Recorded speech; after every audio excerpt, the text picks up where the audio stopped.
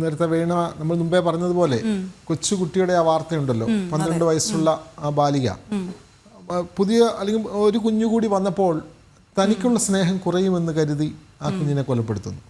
അങ്ങനെ സിനിമ വന്നിട്ടുണ്ട്, ജയറാമിന്റെ വളരെ ശ്രദ്ധേയമായ സിനിമ എൻ്റെ വീടപ്പൂൻ്റെ.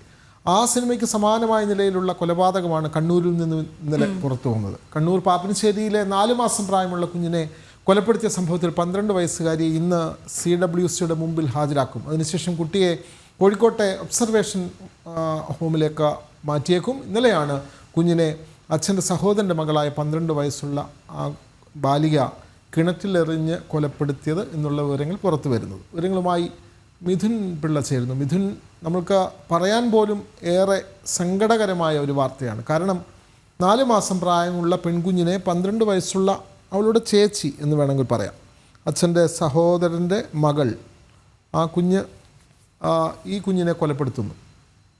അപ്പോൾ അത് സ്നേഹം കുറഞ്ഞു പോകുമോ എന്നുള്ള സംശയത്തിൻ്റെ അടിസ്ഥാനത്തിലാണ് ഇത് നടത്തിയത് എന്ന് പറയുന്നു. സമാനമായ നിലയിൽ സിനിമാ കഥകളൊക്കെ വന്നിട്ടുണ്ട്. പക്ഷേ കുട്ടികളുടെ മാനസികാവസ്ഥ നമ്മൾ തിരിച്ചറിയുന്നില്ല. എന്തുകൊണ്ടിങ്ങനെയൊക്കെ നടക്കുന്നു എന്നുള്ളത് ഇനിയും ചിന്തിച്ചില്ല എങ്കിൽ അത് വലിയ അപകടകരമായ സാഹചര്യത്തിലേക്ക് പോകും. എന്താണ് പാപ്പിനിശ്ശേരിയിൽ നിന്നുള്ള കൂടുതൽ വിവരങ്ങൾ മിഥുൻ പിള്ള? കണ്ണൂർ പാപ്പിനിശ്ശേരിയിൽ 4 മാസം പ്രായമുള്ള കുഞ്ഞിനെ കൊലപ്പെടുത്തിയ സംഭവവുമായി ബന്ധപ്പെട്ട് 12 വയസ്സുകാരിയെ ഇന്ന് CWCക്ക് മുന്നിൽ ഹാജരാക്കാനാണ് അന്വേഷണ ഉദ്യോഗസ്ഥർ തീരുമാനിച്ചിരിക്കുന്നത്. അതിനുശേഷം 12 വയസ്സുകാരിയെ കോഴിക്കോട്ടെ ഒബ്സർവേഷൻ ഹോമിലേക്ക് മാറ്റാനാണ് ഇപ്പോൾ തീരുമാനിച്ചിരിക്കുന്നത്. വിനോദ് നേരത്തെ പറഞ്ഞതുപോലെ തന്നെ നമ്മൾ കഴിഞ്ഞ ദിവസത്തെ ലൈവിലടക്കം പറഞ്ഞതാണ്, ഇത് സിനിമയ്ക്കടക്കം ആധാരമായ ഒരു സിനിമയിൽ പോലും ഈ വിഷയങ്ങളൊക്കെ മുന്നേ ചർച്ചയായിട്ടുണ്ട്. നമ്മൾ ഇന്നലെ ലൈവിലടക്കം പറഞ്ഞിരുന്നു. അതായത് എൻ്റെ വീട് അപ്പൂൻ്റെയും എന്ന സിനിമയിലടക്കം നമ്മൾ ഈ ഒരു സാഹചര്യം കണ്ടതാണ്. ഇതൊരു മാനസികാവസ്ഥയാണ്.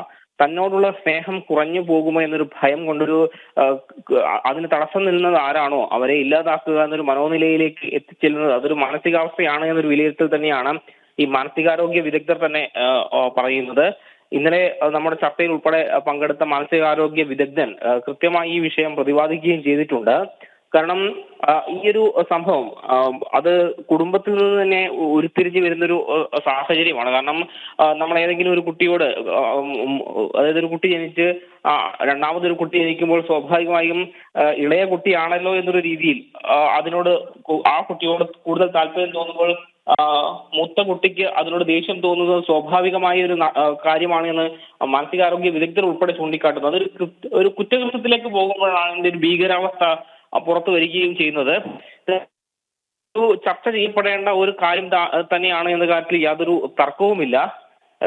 ഈ 12 വയസ്സുകാരിക്ക് അവർക്ക് കൗൺസിലിംഗ് ഉൾപ്പെടെ നൽകിക്കൊണ്ട് മുന്നോട്ട് പോകാനാണ് ഇപ്പോൾ അന്വേഷണ ഉദ്യോഗസ്ഥർ തീരുമാനിച്ചിരിക്കുന്നത്.